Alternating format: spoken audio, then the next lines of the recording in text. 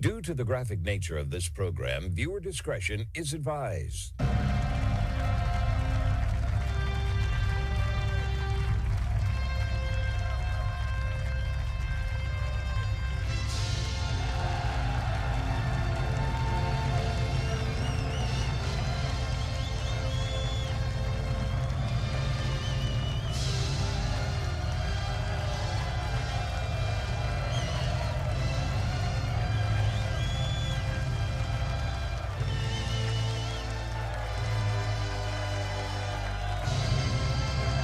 Hello, everyone. It is the Wednesday, April 1st, 2026 episode of the Marco Geray Show. Thank you for tuning in here. Today's groundbreaking news right here in America and across the board, where the facts are facts and hard truths thrive. Let's begin the best hour of radio, informative, uncensored, unapologetic, and ready to go. You know, just before today's show began, I was watching on Fox News. I was listening to the Supreme Court debate on the issue of birthright citizenship. We talked about this yesterday. And President Trump has decided to sit in on the hearing today himself.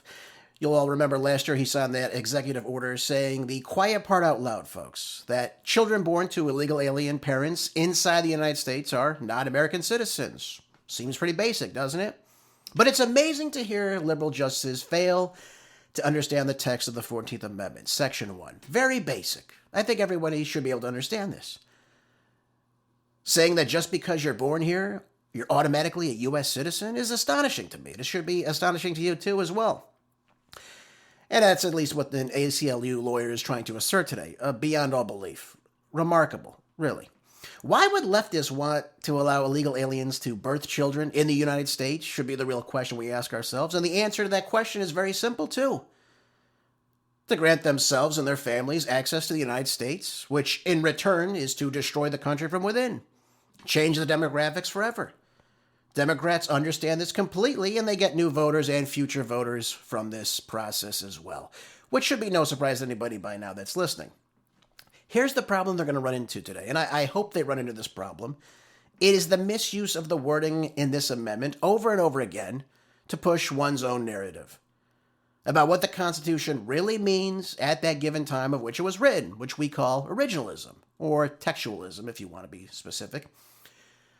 Not what is meant at any given time at any given moment. This was the complete downfall, by the way, of the Warren Court back in the 1950s and 1960s. Now, we spoke yesterday, and I won't drag this out too long. I really don't need to, because it's so simple to debunk a lot of these positions of what they're trying to assert with birthright citizenship and what is and what is not the actual text. But I want to bring everyone's attention to the language itself so we understand what the 14th Amendment, Section 1, actually says. Here it is. All persons born or naturalized in the United States and subject to the jurisdiction thereof are citizens of the United States and of the state wherein they reside.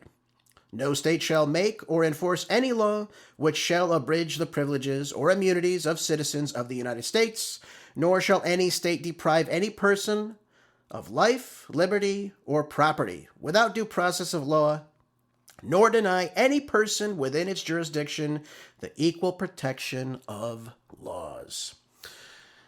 Pretty basic, isn't it, folks? Now, the key terminology here in this amendment is "and subject to the jurisdiction thereof."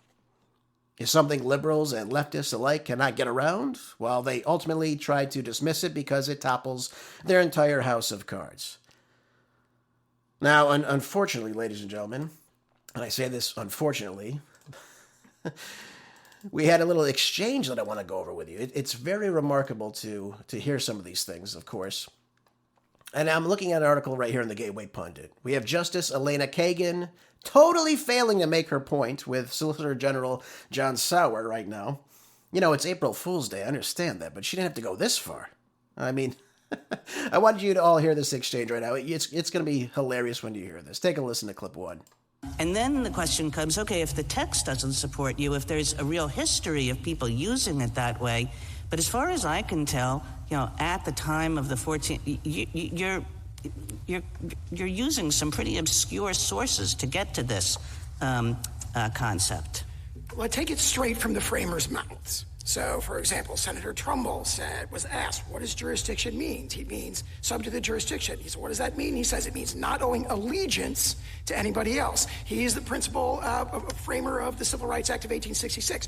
Representative Bigham, who's the framer of the 14th Amendment, is asked, what does it mean in the congressional record at page 1291? He says, within the jurisdiction of the United States of parents not owing allegiance to any foreign sovereignty. And we've cited many, many examples where the congressional debates reflect that. Then you referred to the oration of George Bancroft. That's one of probably 16 sources, but there's at least 13, counting that one in the 12 treatises we cited, pages 26 to 28 of our brief. There's over a dozen sources that specifically address temporary sojourners.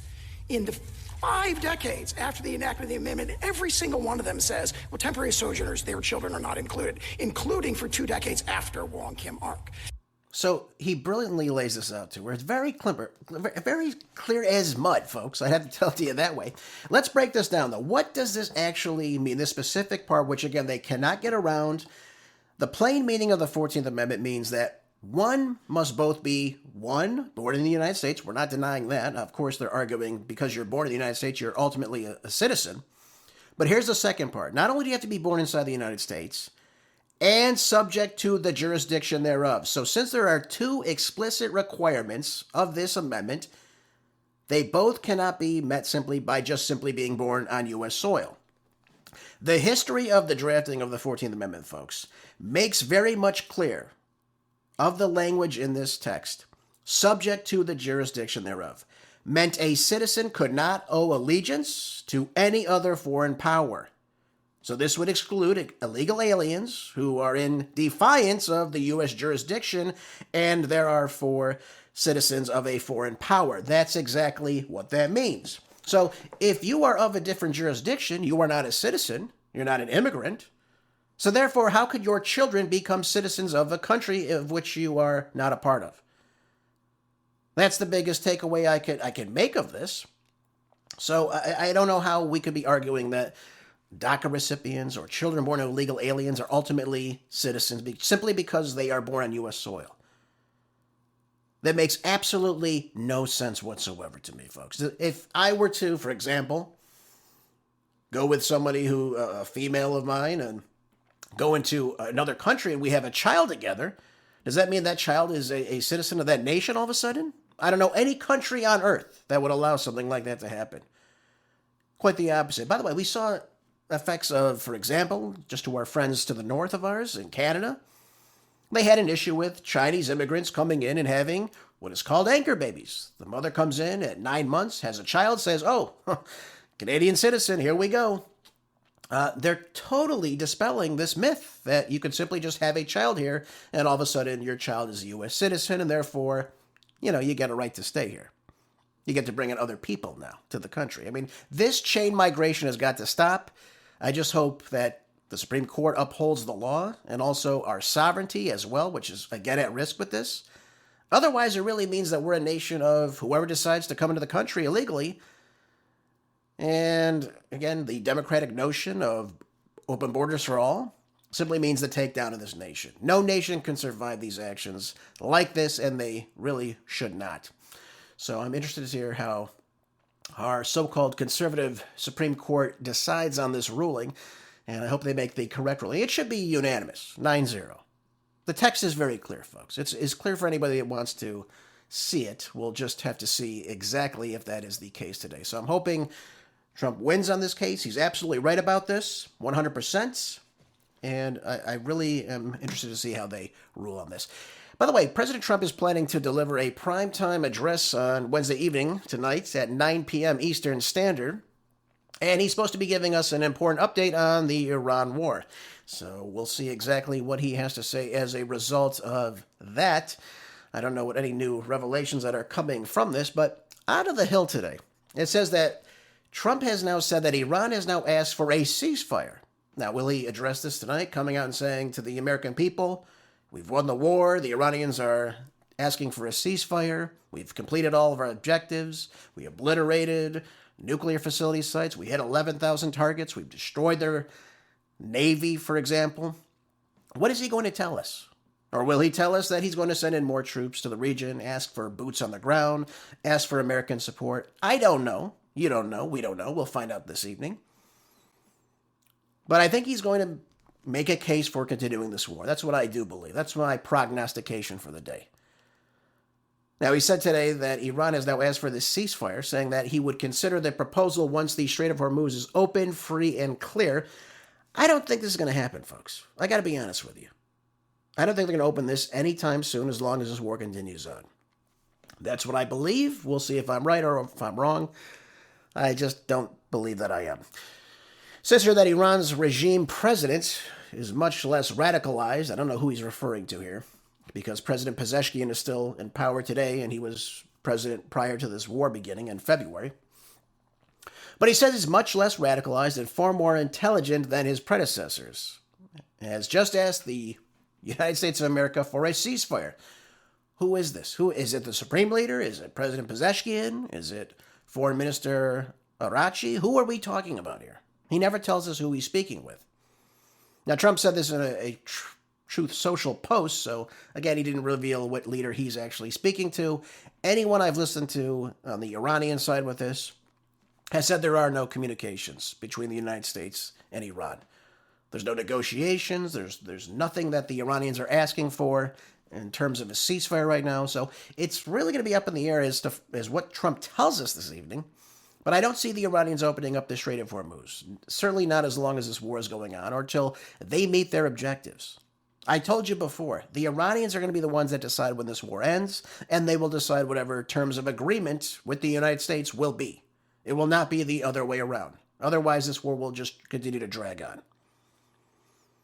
Now, in the article, it says here, Iran denied requesting a ceasefire with Foreign Minister spokesperson describing Trump's statements as false and baseless during a state television broadcast. So again, it goes to show we don't know who Trump is speaking to, if he is speaking to anybody, if he's lying to us. We have no idea at this point. Foreign Minister Arachi has said he's received messages from Special Envoy to the Middle East Steve Witkoff regarding peace talks, but noted the trust level is at zero. So what is this telling us? The Iranians are telling us they're not speaking to the United States. They're not agreeing to anything. They're not asking for anything. And President Trump is the one saying that they're the ones asking over and over for this ceasefire. So let me make sense of this. If the Iranians are actually asking for a ceasefire, why would we be sending 10,000 troops to the region now? Why would we be considering taking Tark Island right now? What would we be doing with that? Why would we be talking about getting rid of all the 60% highly enriched uranium hexafluoride right now? And again, how do we even do this? Why would we be continuing to threaten to bomb them if they're asking us for a ceasefire? None of this makes any sense. So I'm very interested to see what he says this evening. If he claims who he's talking to, or if that person has made these statements that they want a ceasefire. I don't believe it.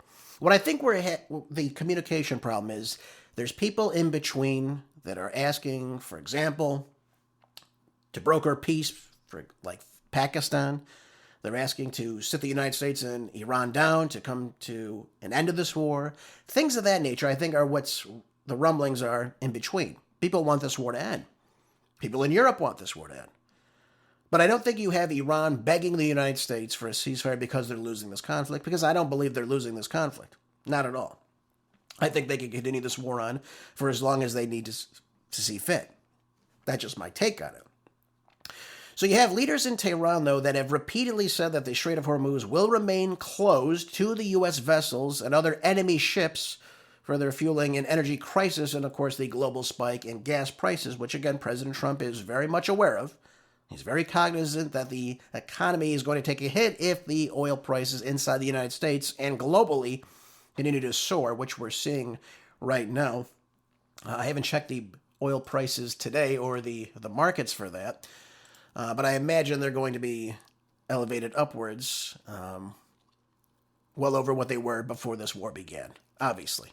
I don't think they're going to be going down anytime soon. You're not going to see a turnaround of the markets for quite a couple months after this conflict begins. Because, again, you took out 20% of the oil supply, and that's no longer in circulation. These refineries, these pipelines, everything is offline right now.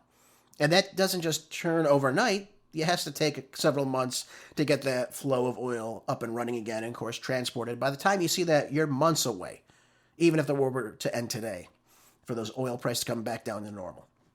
Now, Asian countries have been hit very hard by this choke point closure now. Many of the Middle Eastern countries are selling this oil to them, so they're very much reliant on this.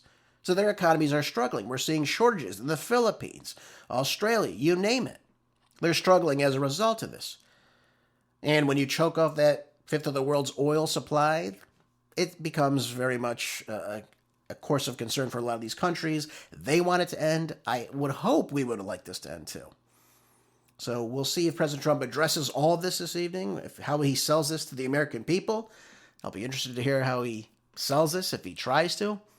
Or maybe he says it's time for us to get out of this. Maybe I'll surprise myself and he'll tell us that he's ready to move out and that he hopes that the Iranians will open up the Strait of Hormuz, or whatever he says about NATO trying to go there and open it up. I was a little surprised to see that yesterday, too, when he was calling for the UK to send their vessels in to open up the Strait of Hormuz, that Iran's been decimated. Again, I see no proof of any of this. And again, we're not going to see the UK enter this war. That's one aspect of this. But the other aspect is the war is escalating behind the scenes, and President Trump is making these speeches, these comments, so he can kind of tame the markets. We've seen oil go up, we've seen it go down, we see it in the kind of this $100 to $120 barrel cost right now, because the markets are responding to rhetoric. They're not responding necessarily to the supply yet, which hasn't really caught up to the U.S. as of right now. But here's something in the New York Post. Take a listen to this. It says that the USS George HW Bush aircraft carrier will be sailing to the Middle East with a fleet of support ships in tow. That's what Secretary of War Pete Hegseth announced on Tuesday. So does this sound like we're de-escalating? Does this sound like the Iranians are asking for a ceasefire, that the war is coming to an end? Or does it sound like the war is continuing on and it's escalating ever more further? I think it's the latter, to be honest with you. Why would we be sending another aircraft carrier to the region if the war is coming to an end soon? That's the biggest question we have to ask ourselves. Now, we know that the USS Gerald Ford is out of commission. It's in a dock right now in Greece. There's allegedly a fire that took place. I have been told otherwise. I've been told that it could possibly a missile strike hit the ship and that it's no longer in use or operating, and now it's sitting in a dock in Greece right now. Either way, they're out. So now we've got to send another ship in to do this to the Mediterranean.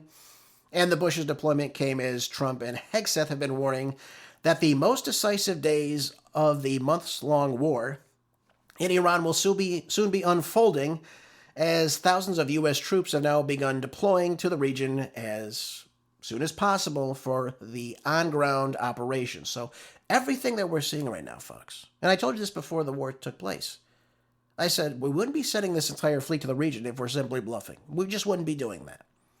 The cost to keep those ships there every single day is, each of them would be millions of dollars. We wouldn't be wasting our money just on bluffing to another country. We're going to actually have some sort of commitment to the region, and of course, ended up turning out to be right.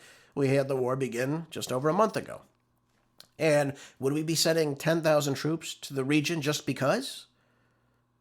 We're sending those troops there because we are going to use those troops. Now, however we use them, whether we airdrop them onto Kark Island inside the Persian Gulf to take over the oil refinery there, I don't know. Would we try to drop them inside of Iran to go in to try to extract this highly enriched uranium? I don't know. But all I know is it's going to be very detrimental to these 10,000 Marines or troops or sailors that go beyond the Strait of Hormuz or on the mainland of Iran. That's going to be very, very detrimental to their safety and security. I don't know what they would be doing, but again, it's going to be escalating situations if our troops are actually on the ground or trying to occupy certain aspects of Iran's refineries or bases or what have you as time goes on here. And again, I fear for their safety, because once you drop them onto these areas, these points of no return, if you're on Kark Island, you're on Iranian soil right now. They've got drones, they've got missiles they can hit from their coastline at these areas, and they can take you out.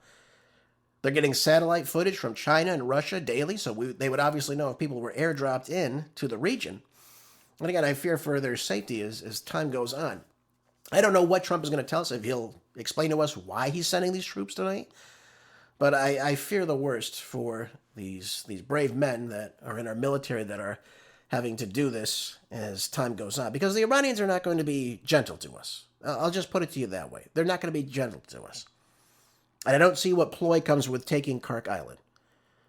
Yes, there is a massive oil storage component with that. I understand that. A lot of the oil goes in to be transported from Kirk Island, but they have other sectors nearby where they can do the same thing.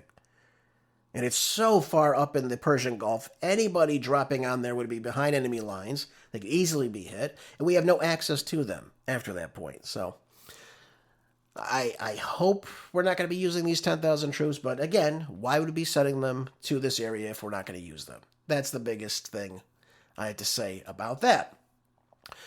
Now, the other part about this whole fiasco that we find ourselves in with this war, Trump is now considering withdrawing U.S. from the paper tiger NATO over Europe's failure to reciprocate in this war. So not only are we escalating ourselves, we're alienating ourselves from our allies in the process. This is out of Breitbart News.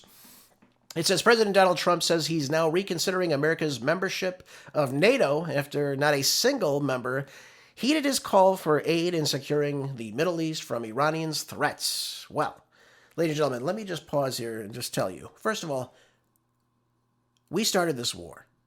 Obviously, we didn't consult with our NATO members. And to then all of a sudden call them and say, listen, we're going to war. You better come with us now because we're in trouble. We didn't achieve our decapitation strike on day one. The Strait of Hormuz is closed now. We need help with this. We're running low on ballistic missiles. We're running low on THAAD, Patriot missiles. What are we going to do now? We need help. We need other people to come in and help us. Israel's fighting their own war now in southern Lebanon. We've now got the Houthi rebels inside of Yemen firing missiles into Israel as well. So they're going to be backed up doing that. For some reason, Israel's not sending any troops to help us. Again, they were the ones that started this conflict. It was their idea. You can listen to Marco Rubio or Peter Doocy, who have really confirmed exactly that this was the case. There was no imminent threat. We decided to go in and do this because we thought it would be very simple. It'd be very much like what took place in Venezuela. But that didn't happen. We didn't anticipate this to continue on well over a month now, with no end in sight. So I think Trump is a little bit miffed about what's taking place, and he wants the European nations to enter this war. None of them are accepting to do this. We tried to get the Kurds to enter the war with boots on the ground. They decline.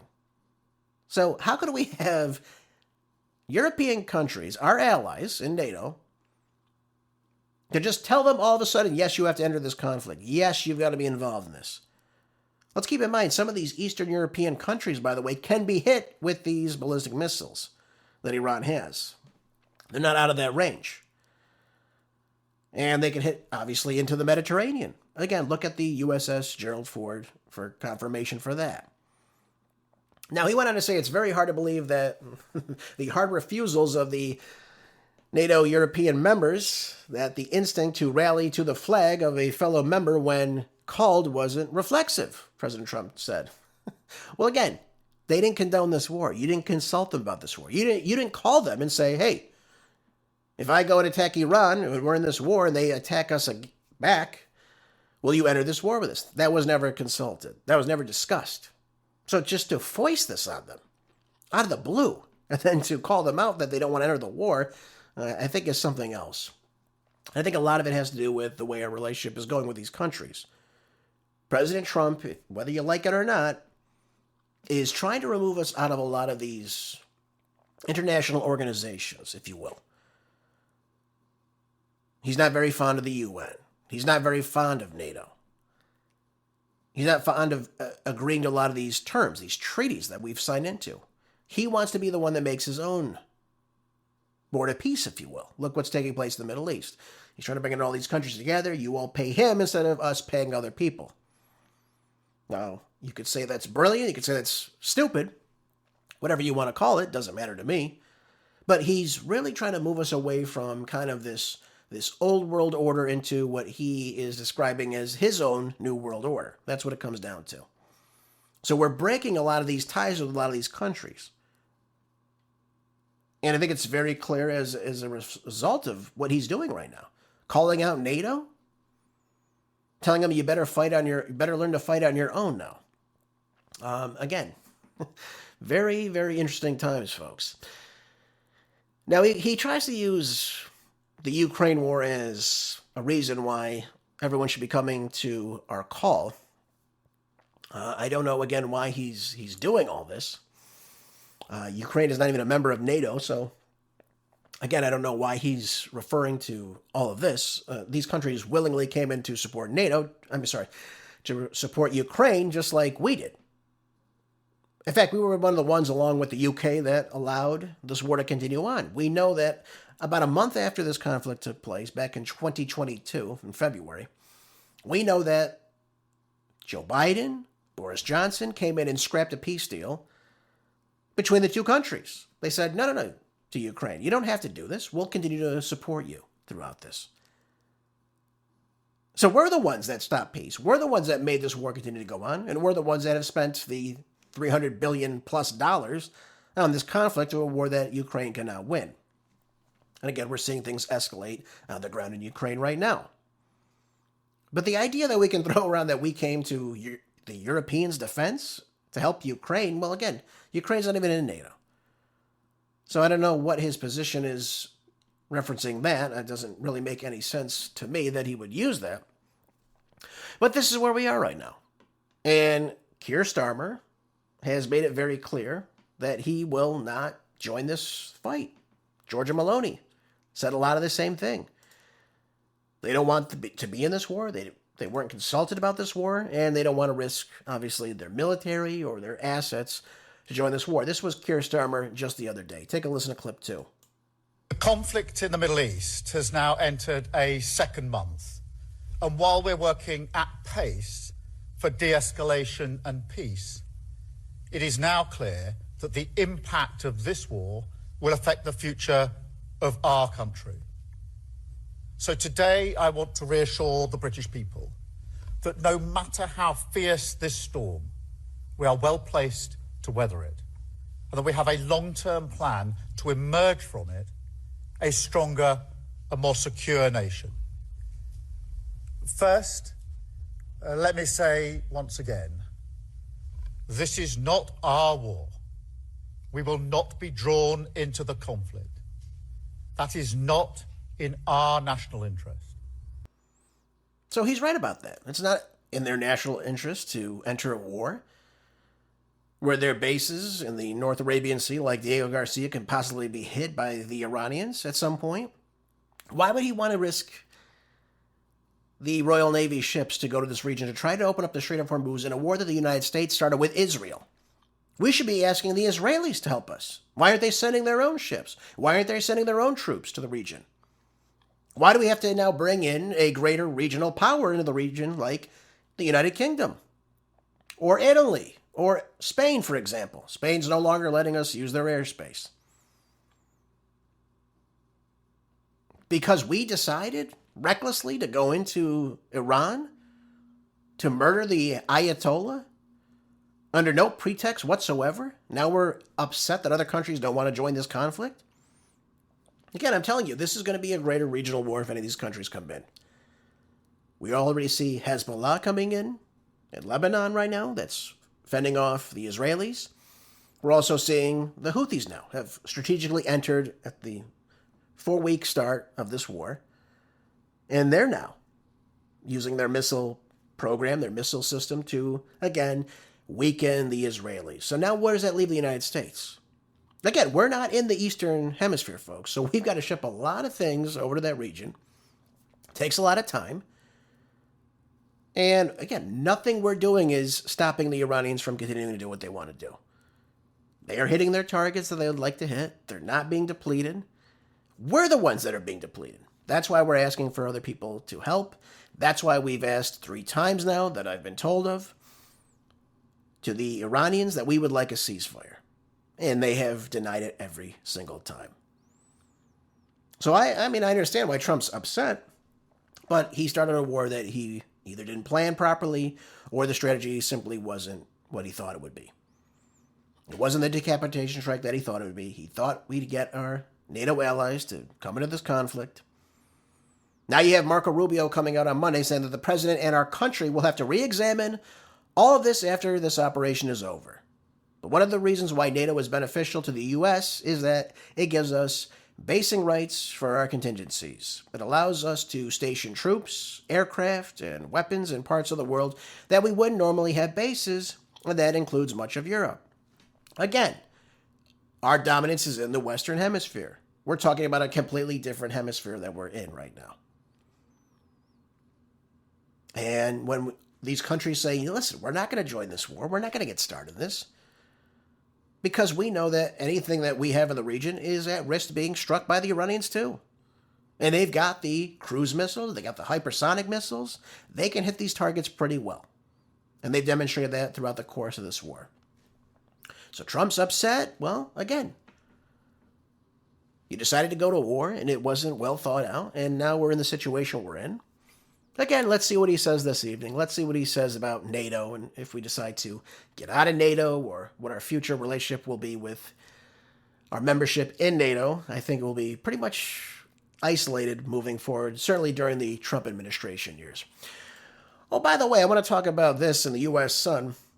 We've got airlines now that are heading into summer with brutal fuel shock that is already facing fare hikes as time goes on. We've got route cuts and fresh fears of travel chaos, and that's just not simply with TSA agents not showing up to work. We're talking about the cost of jet fuel prices now soaring now. That causes travelers to spend even more money on both sides of the Atlantic now. This is a big problem. President Trump addressed this during his Truth Social post yesterday, telling the UK that, hey, jet price fuel is up. Well, go open the Strait of Hormuz. We've done our job. You go do something now. So I don't know if Trump is just simply going to try to just get out of this war by simply evacuating and getting out. I don't know. Nobody does at this point. It's up in the air. But he's very much aware that what he's done has caused this global economic catastrophe right now. And a lot of these countries are not happy, both again in Asia and Europe alike. But a lot of Americans are not going to be happy moving forward as well. And you can see this right now. Inside the United States, we have the big airlines that are already scrambling as costs now surge. You have executives warn that the hit could last well beyond the busy travel season. Again, people are traveling right now for Easter, Passover, and what have you. It's spring break, whatever you might call it. People are traveling, and again, it's costing more and more and more. And if this war goes on and jet fuel costs continue to rise, like we're seeing it climbing to $4.50 a gallon as of March 27th, that makes your ticket price even more. And as time goes on, it gets higher and higher. Guess what? Your ticket price goes up. Everything goes up as a result of this. It's not a shock. It's supply and demand. You choke off that supply, cost has got to go up because the demand is still there for it. Now, meanwhile, the spot price for jet fuel inside the United States, the going market rate for immediate purchases hit $4.24 a gallon just last week, up from about $2.50 before the first strikes hit on Iran, is what Fox News is telling us.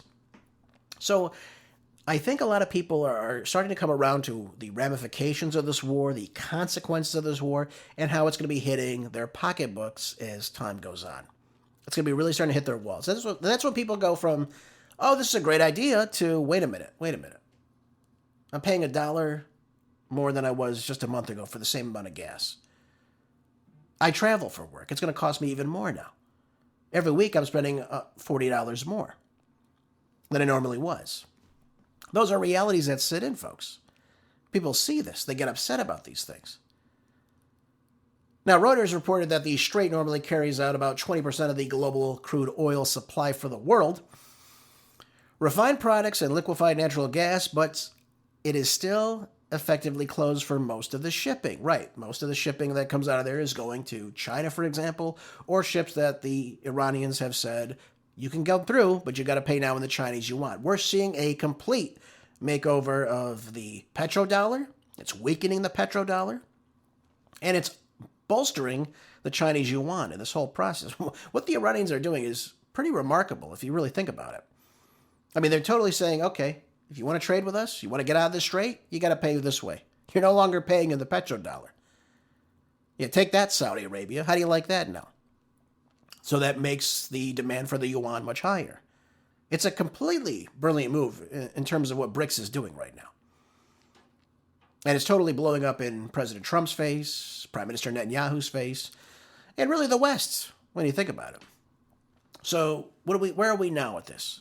We've got summer approaching. We have carriers are now deciding whether to cut flights, to raise ticket prices, or to try to eat up the cost themselves. Well, we know that can only go on for so long. We saw this under the Biden inflationary years. They said it was going to be temporary. Well, it was for a little bit. And then once the prices kicked in, you had businesses saying, listen, we can't eat up these prices for much longer. We've got to start making a profit. The cost of production's going up. We're seeing the PPI numbers rising. And now you're starting to see this with these airliners too. It says here that United has already moved first by slashing about 5% of this year's planned flights to, again, adjust for the rising prices. They also warned that United's annual fuel bill could jump by roughly $11 billion if oil stays above the $100 per barrel benchmark through 2027, and spikes of $175 per barrel, which it could reach that should this war go on. Or if we foolishly decide to blow up the Iranian oil fields, oil wells, blowing up their infrastructure for their electrical plants and what have you. All these things are a reality, folks. And if we start hitting the Iranians in that way, they start striking the Middle East that way. So if we want just 20% to be completely gone, that's going to have a lot of ramifications with our economy moving forward. American Airlines said that the price spike will add about $400 million to its first quarter expenses now. And again, who pays up that difference? You, the person flying. You, the person that's on vacation. You, the person that's traveling for business. All these things have an effect because of what's taking place in this Iran war right now. So I wanted to bring that to everyone's attention as, again, probably people listening love to fly, like to travel this summer. Well, hey, your ticket prices might be going up very, very soon. By the way, it's not just in the airline field. Newsweek has an article right now that I think is very, very important. It says here, according to a new poll by financial services company J.G. Wentworth, a survey conducted now in February 2026 was surveying 1,421 U.S. adults. Almost half of all personal bankruptcies are now due to the cost of living and tariff costs. Let's not forget, President Trump put on that global 15% tariff on all imports coming into the country after SCOTUS shut down his tariff policy. So now instead of using IEEPA, now we're using something else, and now he's able to put this blanket 15% tax on everything coming in the country, which again, we're relying on many things because we're not producing like we once did in the U.S. So when they were asked what contributed most to their bankruptcy, 43.4% of respondents cited that the cost of living crisis, again, the cost of things going up, making it the most common factor. All right, that makes sense. The increased tariffs, though, from 2025 following till current day, followed closely to number 2, with 41.7% of respondents saying that was the cause of their bankruptcies.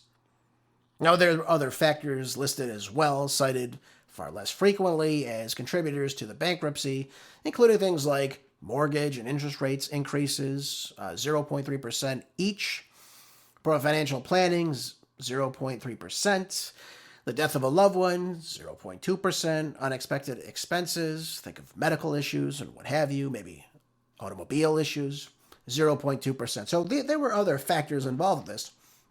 But the bulk of it came from the cost of living going up. We know that we had 3% inflation year over year in 2025. That inflation is set to hit 4.2% this year. Remember, you're paying 3% more than you were in 2024 for 2025. And now you're going to be paying 4.2% more when 2026 ends. That's what they're predicting as of right now. So it's going up, folks. CPI numbers, inflation, everything is starting to go up. Production costs, everything is starting to go up because oil offsets everything else. That's the way these things work. If the cost of oil goes up, everything else has to follow. Because again, it's so much intertwined into our everyday life, everyday economy. Now, they had also non-business bankruptcy filings as well, rose by 10.8% between September 2024 and September 2025, reflecting this mounting pressure on American households.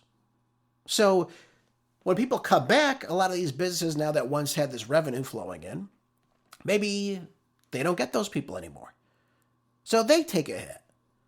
In 2025, the total bankruptcy filings rose by 11%, with increases in both business and non-business bankruptcies. The United States courts announced in February of these issues, there were some 549,577 personal bankruptcies alone last year in 2025. So, why do I tell you this? Because the average American is inflicted with what's taking place in the Middle East. When we make decisions where we're not focusing on America first, but we're worried about getting $200 billion for the Federal Reserve just to print out of thin air to give to the military security industrial complex. That has an effect on inflation. And inflation hits every single one of us. No one is excluded from that. So I want to make this very clear. And President Trump, by the way, and I say this to you because we're in a midterm election year, 2026 is very important that the Republicans keep the House, keep the Senate moving forward. President Trump really needs to be focused on this because now he's going to be fearing impeachment should the Democrats take over. Now, whether that happens or not, only time will tell. But the polling isn't looking good for him. Now you can look at the polling and say, well, President Trump comes out and says, he's always in the 40s, but in 2016, in 2020, 2024, he's always polled higher than what the polling is saying. I was listening to a show yesterday. Matt Towery came on and said, well, Trump's always done better than the polling. So they got him at 37, 38% now. He usually polls much, much better. We saw this in the last election year. And I say, okay, fine. I'm willing to grant all that. But we're in a completely different situation now. We've never seen President Trump in this situation. And by the way, President Trump is not on the ballot. The Republican Party is on the ballot. Congress is on the ballot. A lot of these Republicans in statewide office, they're running. What policy are they going to run on? Supporting this war? Or are they going to be talking about freedom, cutting taxes, cutting regulations, opening up for more businesses to be welcomed into their states? What's going to be the end result of this? And it's not really the fact that Democrats right now are more popular than Republicans, because they're not. They're also polling very low as well. But if you want to get those independent voters, you want to get those people invigorated to go to the polls and pull the lever for Republicans, you've got to show them you're working for them. You got to show them that you're fixing things. And if your only response is, yes, we're in this war right now, this is our main focus. And by the way, short-term pain for long-term gain, whatever the hell that means, is not going to fly with a lot of average Americans. The average American that doesn't even focus on politics, that just wants to be left alone, go about their daily, business or what have you, they're not focused about all this. But when they hear about, we're in a war right now, we're getting $200 billion, we're spending $1 to $2 billion per day. Oh, by the way, you're going to have to, pay more at the gas pump. Well, what about that worker, for example, that relies maybe on driving? They commute every day for their work. Maybe they're an independent worker.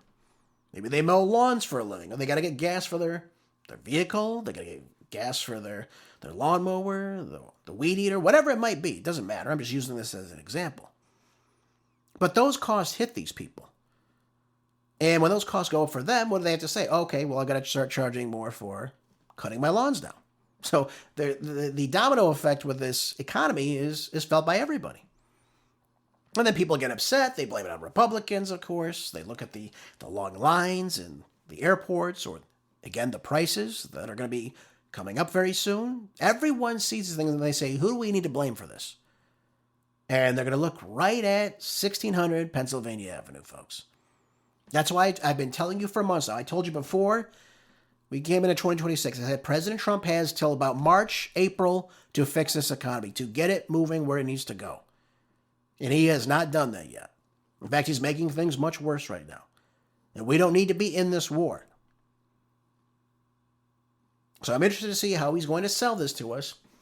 But one thing I want to share with you before we move on, he was asked just the other day in the Oval Office about the price of fuel, for example. He was asked, what is he doing to bring down these prices? What's the purpose for this? You know, all the regular things you would ask right now. And this is what he had to say. Take a listen. On Iran, but first one that affects Americans here at home, gas prices. Today they hit $4. We're $4, yeah, and we have a country that's not going to be throwing a nuclear weapon at us in 6 months. But Americans are feeling the effects in the interim. And they're also feeling a lot safer. What is the plan to bring them back down? All I have to do is leave Iran, and we'll be doing that very soon. And they'll become tumbling down. And stock prices were up today almost to a record because they know two things. Number one, we have a safe country. We had to take a little detour because we had a madman named Khomeini who sadly is no longer with us. So, again, what is his position on these prices are going to come tumbling down? We're going to leave the war soon? Well, okay, then, again, everything that I've said to you earlier in the show indicates that we're going to continue to escalate this conflict.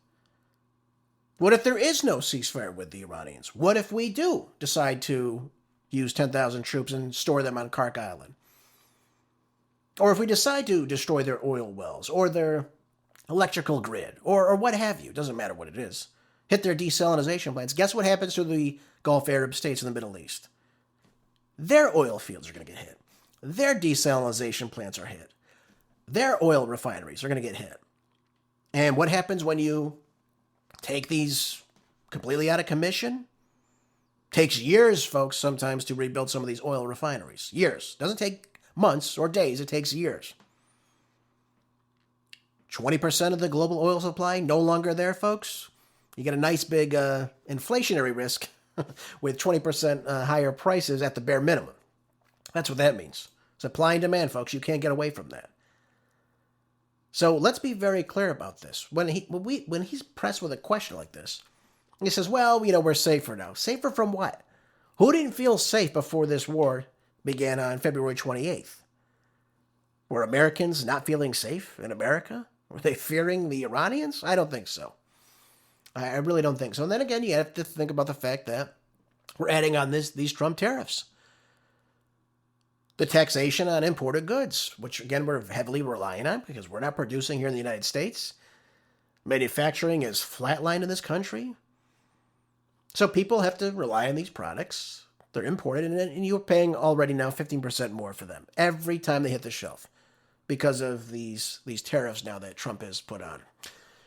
So people are going to look to that and say, why am I paying more? Again, I've asked myself these questions. I say, why am I paying more for this? Why is it difficult to purchase X, Y, and Z? Why is the cost of housing much higher in this state I'm in? Why?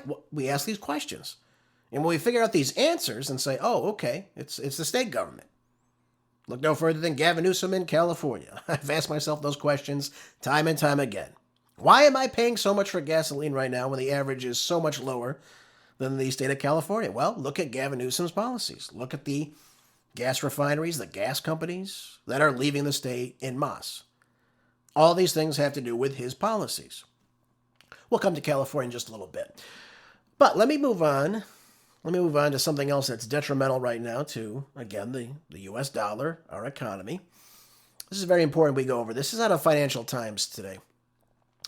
And it says here that the foreign central banks have now slashed their holdings of treasuries at the New York Federal Reserve to the lowest level since 2012, as countries are now selling the U.S. government bonds to prop up their economies and currencies in the wake of the Iran war. So we see, again, what's taking place, and our bond market is now taking a hit because of this. We see the value of treasuries now held in custody at the New York Fed by official institutions, a large group that is largely made up of the central banks, but also includes governments and international institutions. So we've seen about a drop of about $82 billion since February 25th to just $2.7 trillion. This is according to Fed data right now. The decline in these holdings since the war began about a month ago highlight how the surge in energy prices triggered by the Iran's closing of the Strait of Hormuz, well, the closing, of course, to us. But this is a vital waterway, and it's upended the finances of countries that rely on oil imports, as well as boosting the dollar across the board. So we've got a problem on our hands now, folks, if they start to sell those treasury bonds at a much faster rate. Let's be very clear about this. All these things are extremely important. So what's the big takeaway with this? Why are we seeing this? What's going on? So number one, we've already highlighted the Iran war, the closing of the Strait of Hormuz. That is a big shock to the energy prices. Then we look at the oil importing countries. So they're under stress. They need dollars to pay for their energy. Okay, fine. That's why these foreign central banks are selling. But you also look at the Federal Exchange intervention now to defend their own currencies. They're requiring selling their treasuries, and they have to do this. Now, you've seen also recently the dollar surging by about 1.5%, again forcing emerging markets to burn their reserves to stabilize their exchange rates. So what's the end result of this? What's the big takeaway with all this? What does this mean for the U.S. economy? Well, if we continue to see the selling of our treasuries, we enter a crisis, for example, we have to then implement higher U.S. interest rates, which President Trump does not want to do. But that is the end result of that. That has to happen. You might also see more pressure on U.S. fiscal policy. So the Treasury must rely more on domestic buyers. The Fed may face pressure, for example, to stabilize markets. Congress may face a larger interest payment burden. We don't know what will take place if these selling off takes place, but we've seen in recent months, China's beginning to sell a lot more. They hold a lot of our debt. I don't think they'll dump all of our treasuries at once because that would be detrimental to their economy as well. They don't want to do that. Their economy is weak just like ours is. But the short term is that, yes, the dollar may get a little bit stronger as a result of this. But again, it's not good that we see this treasury dump right away. So why do I tell you this? Because, again, it's very crucial that we understand. Analysts note that some Treasury holdings might have been moved to other custodians besides the New York Fed, right? We see this, rather than having been sold outright. Okay, so things change a little bit. But the sales recorded in the Fed data are still notable.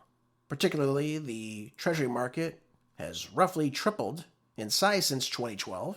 That's all gone now, when the Fed recorded their levels of selling just last month.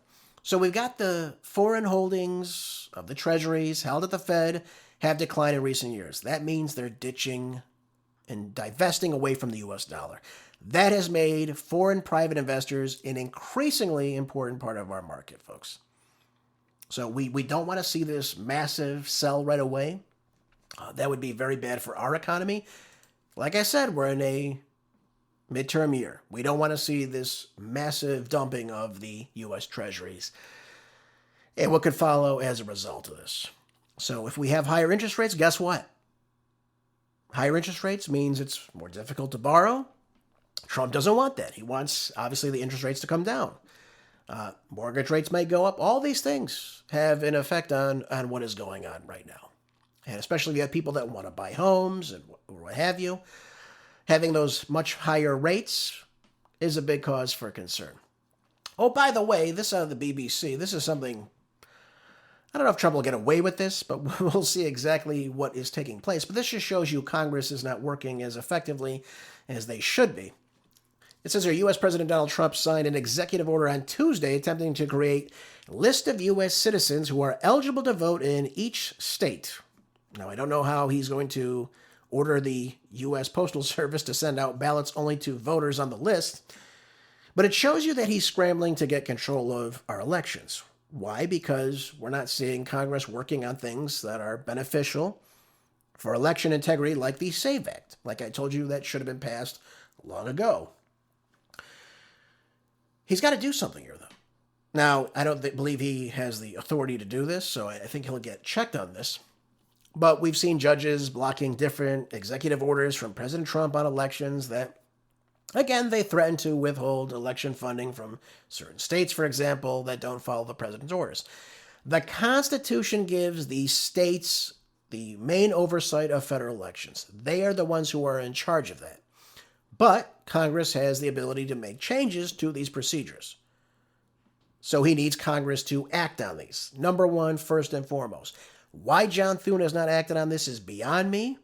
He needs to act on this, 100%.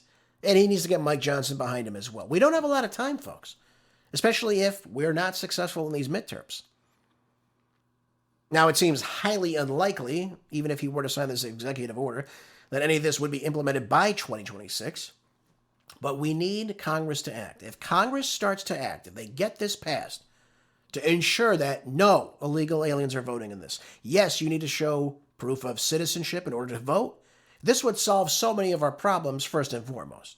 And by the way, we need to start cleaning out these voter ID rolls as well in each of these states that are never updated. This should be first and foremost right now. But we need Congress to start acting. We need Congress to get to work for us. Otherwise, what's the point? And we've seen a very complacent Congress, ladies and gentlemen, as of late. And again, I don't really like to see this, but we need to start getting to work on this. The SAVE Act is a good piece of legislature. And whatever we need to do to pass this, we should get this working. We should not have illegals voting in our elections. That's first and foremost. But I don't believe President Trump has this power. Obviously, it's designated to the Congress to act on this. So let's get Congress working. Let's get Mike Johnson and John Thune together. What can we do to pass this? And if he's got to reach across the aisle in the Senate, let's start getting that motion to work. Let's get them sitting there every single day and working on this SAVE Act then. Let's get this going, folks. One more thing I want to talk about, folks, before we end today's show. We got a couple minutes left in today's broadcast. We just brought up California. And, of course, California, we consider it a blue state, right? How blue is California, right? That's become a political insider joke. We can look at the 52 Congress members in the state. 42 right now are currently Democrats, but thanks to Prop 40, if all goes well in November, will allow the state to redraw its maps and would likely result in at least 47 Democrats in the state in 2028. Now, we talk about the population in California that's kind of going, back and forth. They're losing population in places like Los Angeles a lot. They're losing out on many things. They've lost congressional seats in recent years because of the mass exodus. But nevertheless, how relentless the California Democrats are in shoveling in these radical leftist cultural proposals, what are we seeing in this upcoming gubernatorial race? We're seeing a big shift in all this right now, if you will. And by the way, California's a mess, if you look at it. The roads, the bridges, the homelessness, the public schools. And this article in PJ Media says it's ranked 38 in the nation. It's actually second to last. I want to make that correction very distinct to you that are listening. The exorbitant gas prices, out of control. The outsourcing of Hollywood. You've got the flight of talent and capital. You've got almost $1 trillion that might be leaving the state if this wealth tax is pushed through. Gavin Newsom can't have that. He's going to be about $72 billion in the hole by the time he leaves office. It's not good. You've got to have change in California, folks. What we're seeing right now is pretty remarkable. You've got Riverside County Sheriff Chad Bianco. You got Fox News personality Steve Hilton. They are the top two leading the field in the nonpartisan June 2nd jungle primary right now. Obviously, the way Arnold Schwarzenegger made it in California.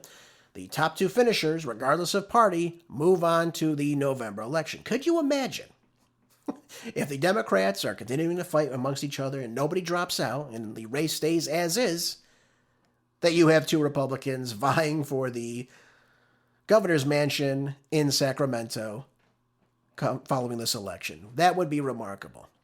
I think we all could agree on that, folks. And how great would that be?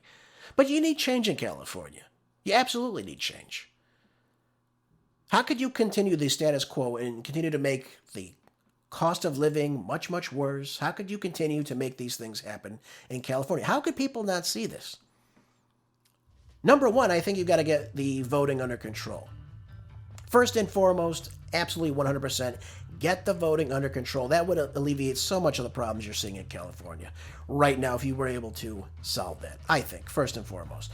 But we'll see, folks. We'll see if the people of California have had enough of the Democratic leadership, and you'll see very soon if they want to send in a Republican to Sacramento for the first time in quite a long time.